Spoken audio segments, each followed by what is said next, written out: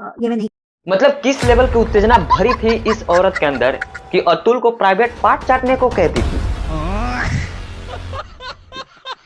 साला हब से इंस्पायर थी क्या? अच्छा बात नहीं है।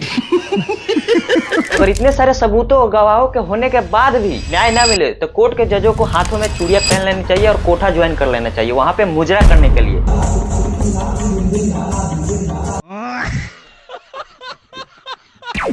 तो हेलो जी, मैं हूं रजनीकांत गुप्ता और आज हम बात करेंगे अतुल सुभाष की पत्नी निकिता सिंघानिया और इंडियन जुडिशरी के बारे में, जिसने कुछ पैसों के लिए एक व्यक्ति को न चाहते हुए फाइट करने पर मजबूर करती है, इंडियन जुडिशरी के नियमों का गलत फायदा उठाती है और साथ ही साथ देखेंगे इसके काली करतूते जो ये अतुल को करने पर उकसाती थी। तो सबसे पहले ये वीडियो देखो। इतना ही अगर उनके अंदर सच्चाई थी, बढ़ चढ़ के वो वीडियो में उनकी फ्रस्ट्रेशन आप देखिए, 1 घंटा 20 मिनट का उन्होंने वीडियो बनाया, उनकी फ्रस्ट्रेशन का लेवल देखिए किस लेवल पे है। वो 24 पन्ने का उन्होंने नोट बनाया। इतना वो फ्रस्ट्रेट थे, अपनी फैमिली से, अपने परिवार से उन्होंने बात क्यों नहीं करी इस बारे में, उनको क्यों नहीं शेयर किया। और इतना ही वो पैसों की बात कर रहे हैं, पैसे पैसे पैसे। तो थोड़े पैसे साइकेट्रिस्ट पे, साइकोलॉजिस्ट पे खर्च।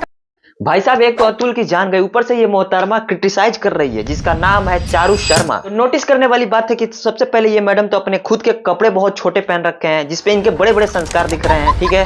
और ऊपर से खुद को तिस्मार खान समझ रही है, खुद को ये इतना अकलमंद समझ रही है मैडम, जबकि इसकी अकल भैंस के बराबर भी नहीं है। तो चारू जी, आप जिस थेरेपी की बात कर रही है, इसे लेने के बाद अतुल को तो टेम्परेरी सुकून मिल जाता, पर क्या ये सारे प्रॉब्लम अतुल के जीवन से खत्म हो पाती? क्या जुडिशरी सिस्टम के लैक और साइड नोट में अतुल ने की थी, क्या वो ठीक हो जाता?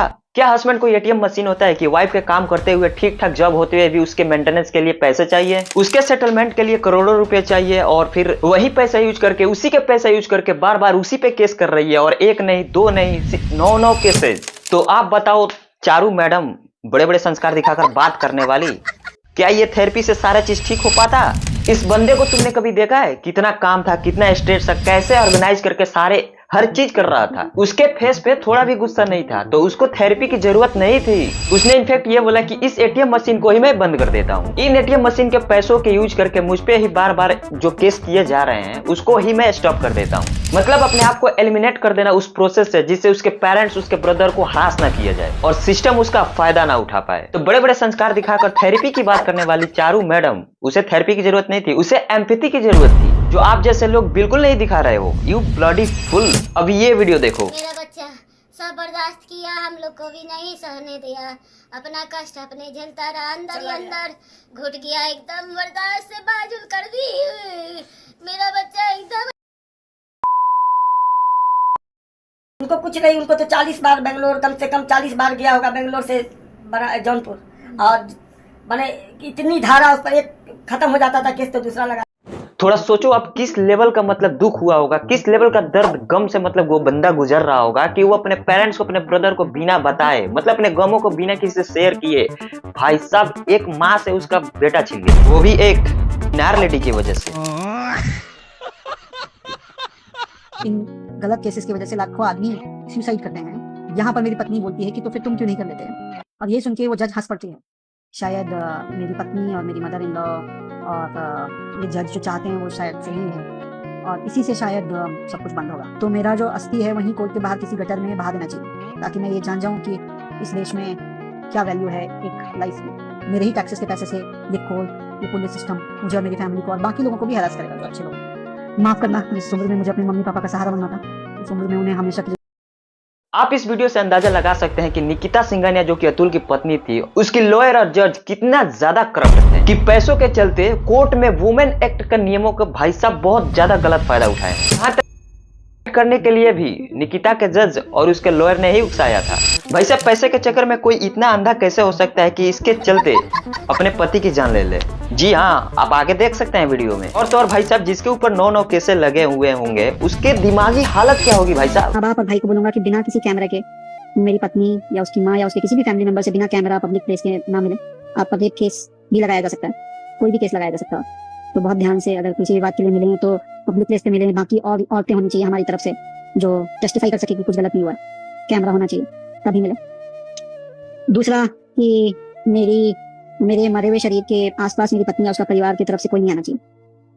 तीसरा, मेरा अस्थि विसर्जन तब तक नहीं होना चाहिए जब तक मेरे हरासर्स को पनिशमेंट नहीं मिलता, तो मेरा अस्थि विसर्जन ना हो। अगर इतने सारी चीजें एविडेंस सब कुछ होने के बाद भी अगर कोर्ट ये जज और मेरे बाकी के हरासर्स को पनिशमेंट नहीं देती है और बरी कर देती है तो मेरा जो अस्थि है वहीं कोर्ट के बाहर किसी गटर में बहा देना चाहिए।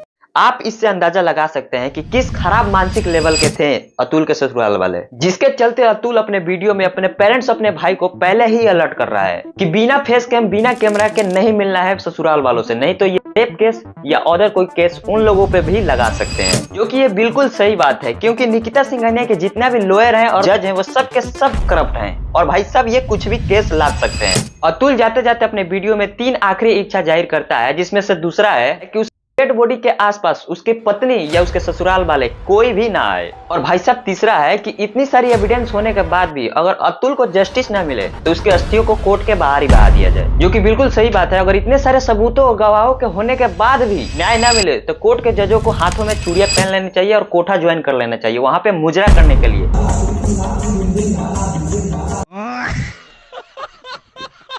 अब ये वीडियो देखो। जो उसकी आदत थी कि जो आपका आर्मपिट होता है, जिसका बगल या कांख भी बोलते हैं हिंदी में, उसे चाटना होता था। तो आप अगर लेटे हो तो उसे चाटेंगे। आप सोच सकते हैं कि किसी भी आदमी को ये कितना अजीब सा गंदा लगेगा। इसके अलावा मेरी पत्नी की एक्सपेक्टेशन मुझसे थी कि मैं उनके मलमूत्र के द्वार को चाटूं, तो ये मुझसे नहीं हो पाएगा और ये मैं नहीं। आप सोच सकते हैं कि ये औरत इतनी गिरी हुई और नीच सोच की थी कि अतुल के साथ पोर्नोग्राफी करना चाहती थी।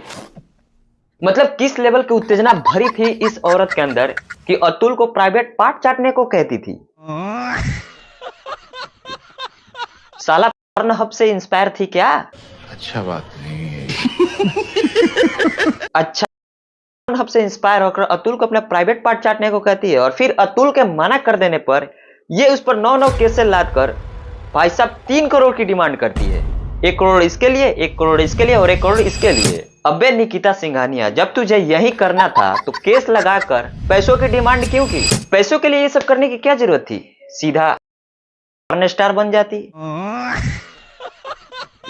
और रही बात 3 करोड़ की, तो इसकी शक्ल तो 300 रुपए लायक भी नहीं है। इसको तो लोग 30 रुपया देकर करें वही बहुत है इसके लिए। अरे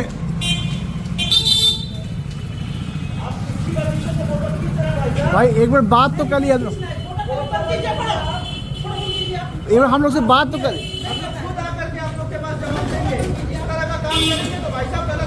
एक मिनट आ तो जाइए। साला इसकी माँ शकल से ही तड़का लगती है, तो बेटी को सुर्पनेखा तो निकलने ही थी और भाई धमकाता हुआ साइड से खड़दूषण से कम नहीं लग रहा है। बाय द वे, ये वीडियो देखने के बाद आप लोगों के दिमाग में क्या फ्रस्ट्रेशन आता है, क्या ओपिनियन है, क्या कहना चाहोगे, कमेंट में पूरा लिख कर भर दो, ठीक है। तब तक के लिए इस वीडियो को मैं विराम देता हूं और नेक्स्ट वीडियो के लिए तैयारी करता हूं। मिलते हैं नेक्स्ट वीडियो में, तब तक के लिए जय हिंद, जय भारत, बाय।